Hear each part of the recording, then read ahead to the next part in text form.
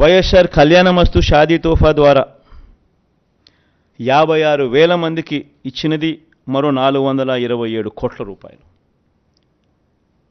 పేదలందరికీ ఇంటి స్థలాలు ఇల్లు కార్యక్రమంలో భాగంగా ఇచ్చింది. 31 లక్షల మందికి ఇళ్ల పట్టాలు, అందులో 22 లక్షల మందికి ఇల్లు నిర్మించే కార్యక్రమం జరుగుతూ ఉంది. ఇవి ఇంతకుముందు నేను చెప్పిన వాటికి ఈ నెంబర్స్ మిస్ అయినాయి, మన నెంబర్స్ యాడ్ చేశా. ఇక పట్టణ గృహ నిర్మాణానికి సంబంధించి పెద్ద ఎత్తున ఎంఐజీ అనే కార్యక్రమాన్ని ఈ 5 ఏళ్లలో చేయబోతాం.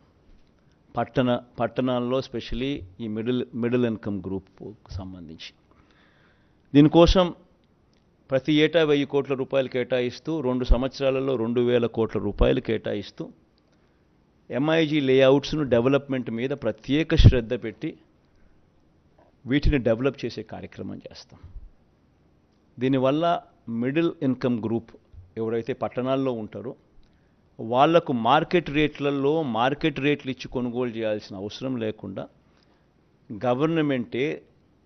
గవర్నమెంట్కు లాభం వేసుకోకుండా గవర్నమెంటు తక్కువ రేటుకే వాళ్ళందరికీ కూడా ఈ ప్లాట్స్ అవైలబిలిటీలోకి తీసుకొస్తుంది.